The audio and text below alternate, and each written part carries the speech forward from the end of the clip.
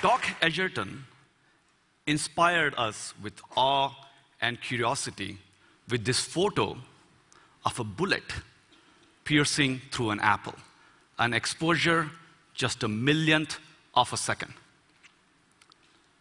But now, 50 years later, we can go a million times faster and see the world not at a million or a billion, but 1 trillion frames per second. I present you a new type of photography, femtophotography, a new imaging technique so fast that you can create slow motion videos of light in motion.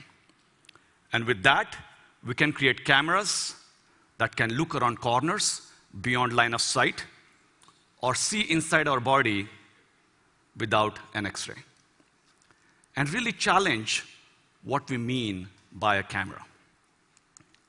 Now, if I take a laser pointer and turn it on and off in 1 trillionth of a second, which is several femtoseconds, I'll create a packet of photons barely a millimeter wide. And that packet of photons, that bullet, will travel at a speed of light, and again, a million times faster than an ordinary bullet.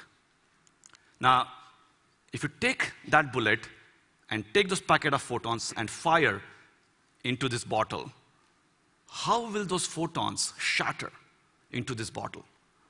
How does light look in slow motion?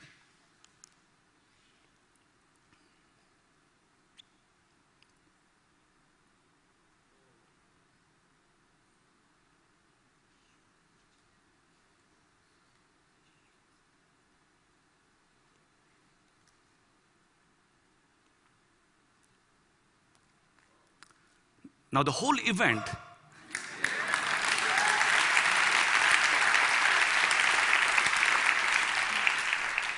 now remember, the whole event is effectively taking place in less than a nanosecond. That's how much time it takes for light to travel.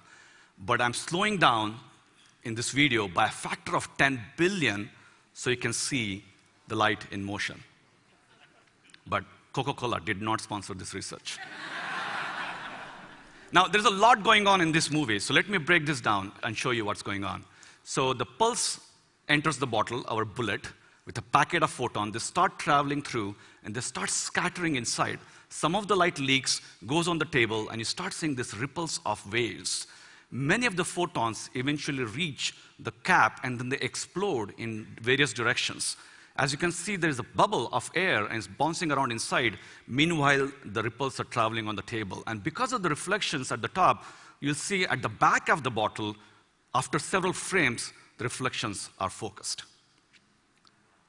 Now, if you take an ordinary bullet and let it go the same distance and slow down the video, again by a factor of 10 billion, do you know how long you'll have to sit here to watch that movie? A day, a week, actually a whole year. It'll be a very boring movie of a slow, ordinary bullet in motion. And what about some still life photography?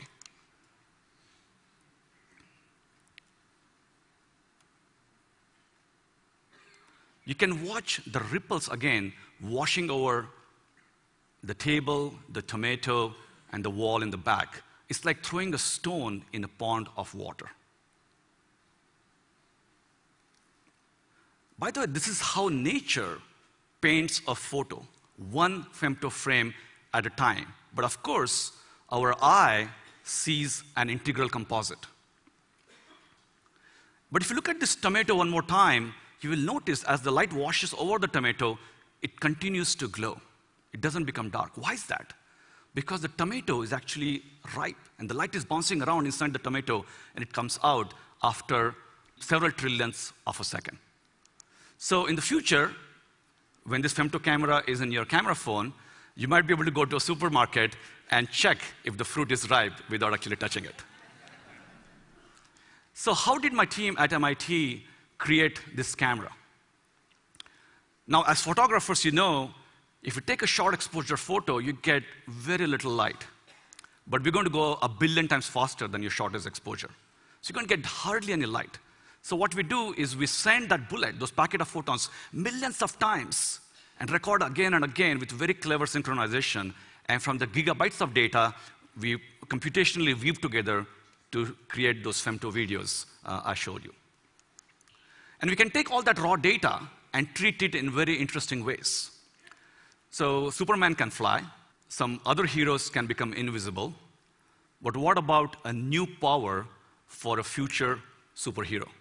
To see around corners. The idea is that we're going to shine some light on the door.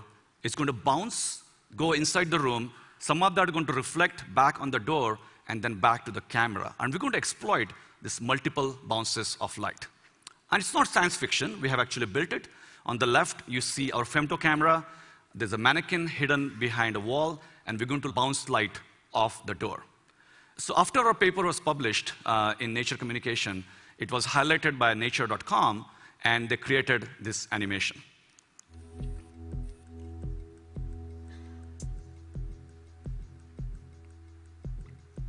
We're going to fire those bullets of light, and they're going to hit this wall. And because of the packet of the photons, they will scatter in all the directions, and some of them will reach our hidden mannequin, which in turn will again scatter that light. And again, in turn, the door will reflect some of that scattered light. And a tiny fraction of the photons will actually come back to the camera, but most interestingly, they will all arrive at a slightly different time slot.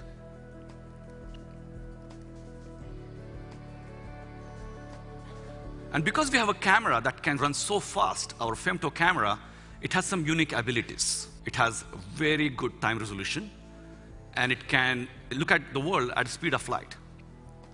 And this way we know the distances, of course, to the door, but also to the hidden objects, but we don't know which point corresponds to which distance.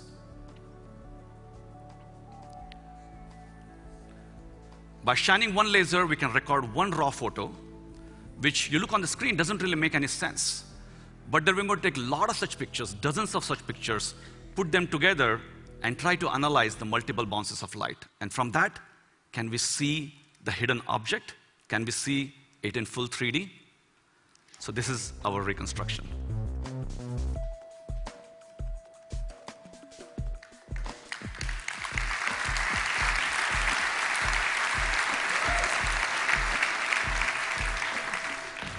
Now we have some ways to go before we take this outside the lab on the road, but in the future, we could create cars that avoid collision with what's around the bend.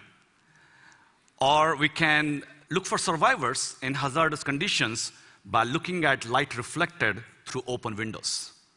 Or we can build endoscopes that can see deep inside the body around occluders, and also for cardioscopes. But of course, because of tissue and blood, this is quite challenging. So this is really a call for scientists to start thinking about femtophotography as really a new imaging modality to solve next generation of health imaging problems. Now, like Doc Edgerton, a scientist himself, science became art, an art of ultra-fast photography. And I realized that all the gigabytes of data that we're collecting every time is not just for scientific imaging, but we can also do a new form of computational photography with time-lapse and color coding. And when you look at those ripples, remember, the time between each of those ripples is only a few trillionth of a second. But there's also something funny going on here. When you look at the ripples under the cap, the ripples are moving away from us. The ripple should be moving towards us. What's going on here? It turns out, because we're recording nearly at the speed of light, we have strange effects. And Einstein would have loved to see this picture. The order at which events take place in the world appear in the camera with sometimes reversed order.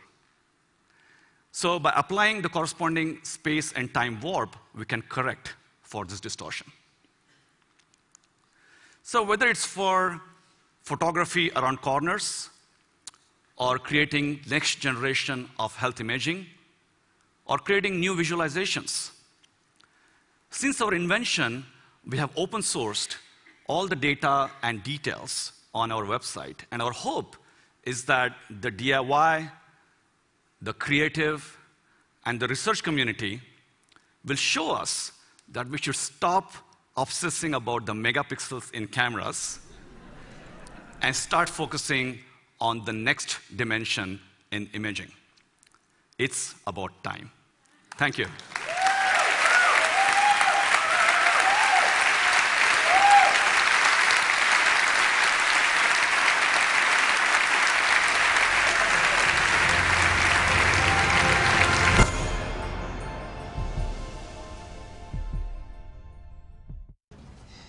What's the holdup?